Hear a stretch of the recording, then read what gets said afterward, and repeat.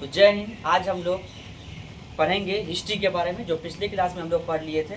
1917 में कौन सा आंदोलन था? चंपारण सत्याग्रह। चंपारण सत्याग्रह में क्या हुआ था वो आपको पता ही। उसके बाद 1918 में हुआ अहमदाबाद मिल मजदूर की घटना, जिसमें महात्मा गांधी काफ़ी अच्छे रोल किए। 1919 में हुआ खेड़ा आंदोलन। खेड़ा आंदोलन क्या था? खेड़ा आंदोलन वैसे आंदोलन थे जिसमें भारत में क्या पड़ गए थे? अकाल।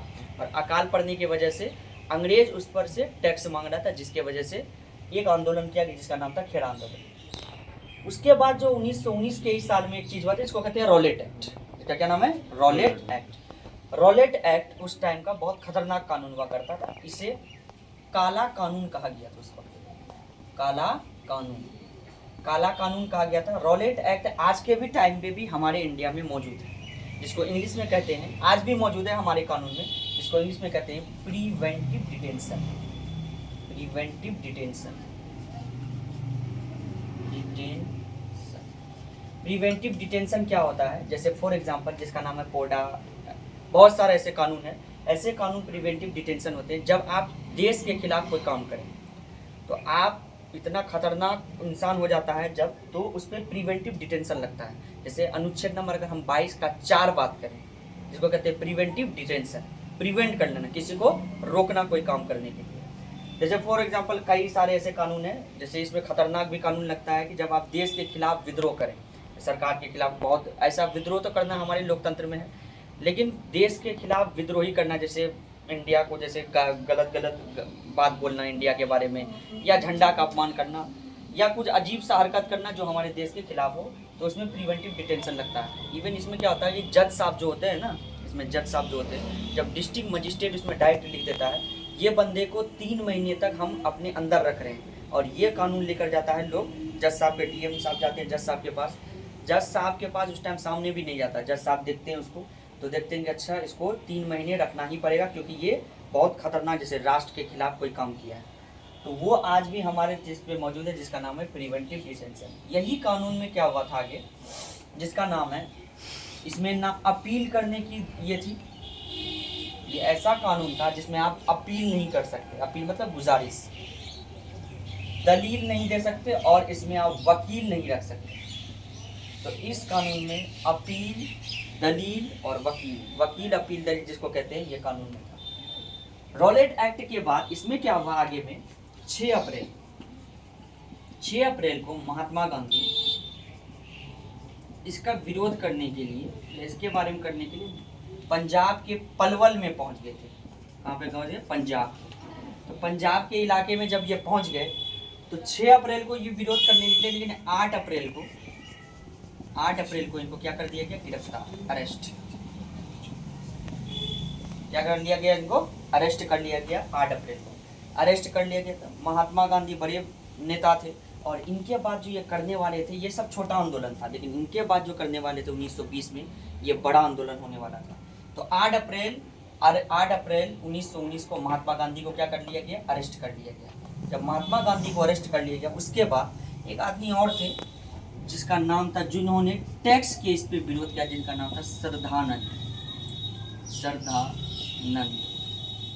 जैसे आप लोग पढ़े होंगे अमेरिका के इसमें, no tax no representative. America का स्वतंत्रता संग्राम में no tax no representative. America के लोगों को अगर रखना, अगर हम टैक्स देंगे तो हमारे बंदे को कहाँ पे रखो? ब्रिटेन में रखो। तो इसी में कहा था नो टैक्स नो रिप्रेजेंटेटिव। तो ये आदमी थे सरदानंद, इनका विरोध किया था टैक्स के, कि हम लोग टैक्स नहीं देंगे। उनके बाद ये इनको भी गिरफ्तार कर लिया गया रॉलेट एक्ट। पहला ये हो गया, दूसरा ये हो गया। उनके बाद 2 महान ऐसे लोग थे जिन्होंने बड़े क्षेत्र में बड़े अच्छे व्यक्ति थे, समाज में इनका काफ़ी नाम था, जिनका नाम था सैफुद्दीन किचलू। सैफुद्दीन किचलू इनका नाम था, और डॉक्टर सत्यपाल। ये दोनों को गिरफ्तार कर लिया गया। काफ़ी अच्छे नेता थे, ये पढ़े लिखे थे, गिरफ्तार कर लिया गया। जब इनको गिरफ्तार कर लिया गया, तो ये दोनों भी आदमी थे। तो महात्मा गांधी, सरदानंद, सैफुद्दीन किचलू, डॉक्टर सत्यपाल, ये पढ़े लिखे लोग थे। अच्छा, ये पढ़े लिखे लोग मतलब अगर आप नेताओं से बात करेंगे जाके, अच्छा पढ़े लिखे लोगों का क्या मतलब है कि पढ़े लिखे लोगों के पास है ना, हर नेता का उसका आंसर होता है, लेकिन आप अगर पढ़े लिखे नहीं रहे तो आपको वो कुछ भी बोल के निकल जाएगा। जैसे फॉर एग्जांपल आज के टाइम पे लोग बोलता है कि बेरोजगारी सबसे बड़ी समस्या है, तो कोई भी आदमी को कह देता है नेता की बेरोजगारी सबसे बड़ी समस्या। लेकिन अगर पढ़े लिखे लोग जाएंगे उसके पास और कहेगा कि हमारे यहाँ पर रोजगार क्यों नहीं है, तो नेता का हर चीज़ का उसके पास आंसर है। वो क्या बोलेगा? पहला आंसर क्या देगा कि जनसंख्या हमारे भारत देश में 146 करोड़ पहुँच गई है, जिसकी वजह से हम आपको नौकरी नहीं दे पा रहे। तो अगर पढ़ा लिखा लोग रहेगा तो वो तुरंत क्या सवाल करेगा? अगर जनसंख्या इतनी बढ़ गई है तो 146 करोड़ है, तो हम तो 146 करोड़ का तो नौकरी नहीं मांग रहे, क्योंकि 146 करोड़ में सिर्फ युवा तो नहीं है, 140 करोड़ में आप बूढ़ा को भी जोड़ रहे हैं, बच्चे को भी जोड़ रहे हैं, है कि नहीं? तो उसको छोड़ के कम से कम 1 करोड़ तो नौकरी दीजिए, कम से कम 1 करोड़ नौकरी दीजिए। या नहीं तो कम से कम एक घर में कई फैमिली है, एक परिवार में, एक फैमिली में 4 परिवार है या 6 परिवार है, कम से कम कितना दीजिए? 1 लोगों को नौकरी दीजिए। सारे लोगों को काम प्राइवेट पे करनी है, कम से कम सरकारी नौकरी 1 को तो दीजिए। लेकिन नेता लोग ऐसे नहीं करेंगे, क्योंकि उनको पता है कि एजुकेशन होने के बाद, इल्म एक ऐसी चीज़ है, वो कहते हैं ना कि अगर अंधेरा मिटाना हो तो रोशनी लानी होगी, तो अगर गरीबी मिटाना हो तो शिक्षा लाना होगा। तो सैफुद्दीन किचलू और डॉक्टर सत्यपाल और महात्मा गांधी और सरदार, ये चारों को अरेस्ट कर लिया गया था इसी में। उनके बाद क्या होता है कहानी कि पंजाब में एक बैसाखी मेला लगता है। बैसाखी का मेला लगता है। बैसाखी का मेला क्या लगता है उसमें कि फसल कटने के बाद पंजाबी लोग क्या करते हैं, जैसे फसल बड़े पैमाने, और यहाँ का पंजाबी लोग जो किसान होते हैं बड़े बड़े किसान होते हैं, 200 एकड़ 300 एकड़ 400 एकड़ ये लोग के पास जमीन है। तो फसल कटने के बाद ये लोग क्या करते हैं, एक मेला लगाते हैं बैसाखी का। बैसाखी का मेला लगने वाला था, जैसे हमारे यहाँ पर सिरवा का मेला लगता है इस तरह। तो बैसाखी का मेला लोग किसान लोग खुश होकर लगाते हैं। तो 13 अप्रैल 1919 पंजाब के अमृतसर में, पंजाब में एक अमृतसर है जगह, पंजाब के अमृतसर में 13 अप्रैल 1919 को जलियांवाला बाग हत्याकांड होता है। क्या नाम होता है इसका? जलियांवाला बाग हत्याकांड। और ये बहुत भयावह हत्याकांड होता है, जो अगर आज भी याद किया जाए तो हमारे रोंगटे खड़े हो जाते हैं कि ये बहुत खतरनाक था, जलियांवाला बाग हत्याकांड। इसमें क्या हुआ कि उस टाइम में पूरे इंडिया का, होल इंडिया का, पूरे इंडिया में कौन था? चेम्सफोर्ड, ये क्या थे? वाइसराय। चेम्सफोर्ड कौन था? वाइसराय। तो चेम्सफोर्ड वाइसराय हुआ करते थे पूरे इंडिया का। लेकिन पंजाब के इलाके में जनरल ओ डायर जो थे वो हेड थे। इन ओ डायर ने ऑर्डर किया आर्ट डायर को, इनको ऑर्डर किया आर्ट डायर को ये ऑर्डर किया, जाओ तुम जाकर जलियांवाला बाग में देखो, वहाँ पर कुछ मीटिंग हो रही, क्योंकि इतने बड़े पैमाने पर आते कि बड़े बड़े नेता को गिरफ्तार कर लिया गया। उनके विरोध में भी यहाँ पर लोग जमा हुए थे कि इतने बड़े बड़े महान नेता को क्यों गिरफ्तार किए? हम लोग तो कोई तोड़फोड़ किए नहीं, या तुम्हारा कोई नुकसान भी नहीं पहुँचा है, या तुमको परेशान नहीं किए, हम सिर्फ विरोध किए। और मेरी इतनी सी गलती भी हमारे नेता का कि तुम उसको गिरफ्तार कर लिए, जबकि कुछ भी काम नहीं किए हम लोग, ना तोड़फोड़ किए, ना कुछ बोले आपको, ना परेशान किए, फिर भी। तो इसी चीज का हो रहा था। तो जनरल ओ डायर ने आर्ट डायर को ऑर्डर किया, जाओ और वहाँ पर खोले। और जनरल आर्ट डायर जब गए वहाँ पर गेट ही खोला, और इसको कहने वाले कौन थे? उनका नाम क्या था? हंसराज। इंडिया में कुछ नहीं मिले, लेकिन बात को इधर उधर करने वाला हर कोई मिल जाएगा, है ना? जिसको दोगलापनी भी कहते हैं, दोगला, ये सब ऐसे इंसान थे जो पता नहीं हमारे इंडिया को क्यों इतना पीछे देखना चाहते थे। हंसराज ने ओ डायर को कहा कि जाइए वहाँ पर आपके विरोध में और बड़े बड़े नेताओं को छुड़वाने के विरोध में, ये बड़े बड़े नेताओं को छुड़वाने के चक्कर में ये लोग बैठकर बैसाखी का मेला लगवाए हैं, जाइए वहाँ पर कई लोग जमा हैं।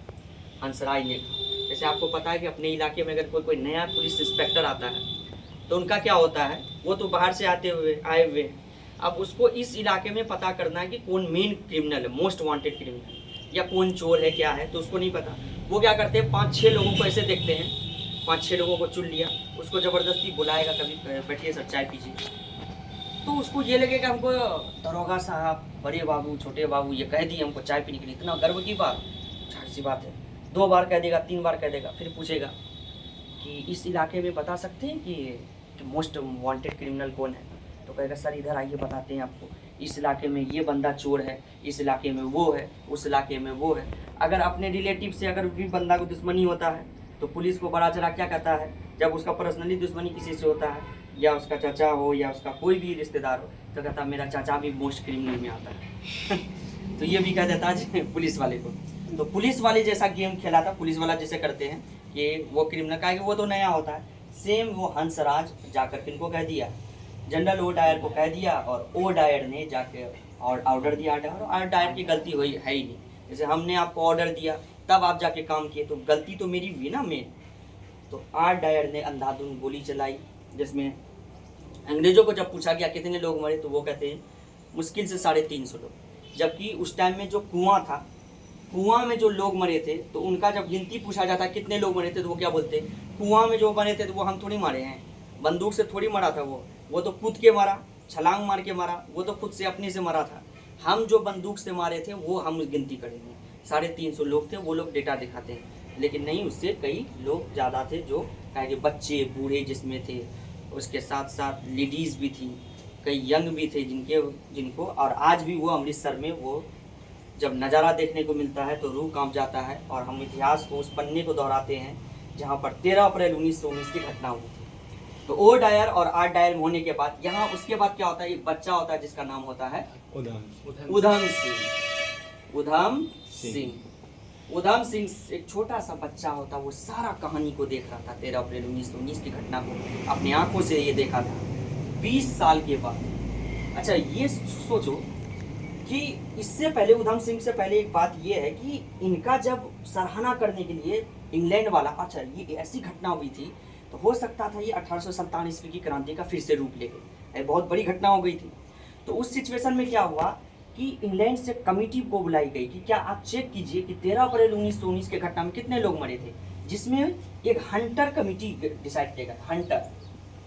एक हंटर कमेटी थी, हंटर कमेटी को ये सौंपा गया, जिसमें कुछ भारतीय भी थे, कुछ अंग्रेज भी थे। तो हंटर कमेटी को ये रिपोर्ट तैयार करने को कहा कि जाइए आप पता कीजिए कि कितने लोग मरे थे। तो हंटर कमेटी में कुछ भारतीय थे, कुछ अंग्रेज थे, लेकिन ये भारतीय भी बिक गए। ये जब रिपोर्ट लेके गया हंटर कमीशन वहाँ पर, कहा नहीं सर ऐसा तो कोई बात नहीं, जो इंडियन उससे पूछिए। इंडियन लोग भी, जो भी ऑफिसर था वो क्या बता, हाँ कोई बात नहीं, कहाँ लोग ज़्यादा मारा, वो तो अपने से मारा था, कुआं वाला लोग ऐसे। तो आप सोचिए हंटर कमेटी इसको क्या करता है, ओ डायर को, जब इसको इतना बड़ा सम्मान किया जाता है, जब ये इंग्लैंड लौटते हैं तो 13 अप्रैल 1919 के घटना जो करने के बावजूद इनको एक सम्मान दिया जाता है। स्वॉर्ड मतलब इंग्लिश में कहते हैं तलवार मतलब ये तलवार हैं, इसके बहुत ग्रेट सम्मान दिया जाता है इंग्लैंड में कि ये बहुत, ओ डायर बहुत अच्छा काम किया, इनका सराहना किया जाता है, अप्रिशिएट किया जा रहा था ओ डायर को। और सोचिए ये कितना बुरा बात था और हमारे भारतीयों के साथ कितना बुरा हुआ था, और ओ डायर को हंटर कमेटी के कहने पर ओ डायर को क्या किया जा रहा था, सम्मान दिया जा रहा था। सोचिए कितना बुरी बात है। और उस वक्त हमारे भारत देश में कैसा माहौल चल रहा था और इसको क्या दे रहा था वहाँ पर, सम्मान। तो उधम सिंह जब देख रहा था इसको 20 साल के बाद, इसके बाद ओ डायर को कहते वो 20 साल के बाद ये बूढ़ा हो जाएगा, तो पहचान में नहीं आ रहा था, तो ये पार्टी कर रहा था ओ डायर। तो उधम सिंह गया बीच महफिल में, पार्टी में जाकर ओ डायर को क्या मार दी, गोली।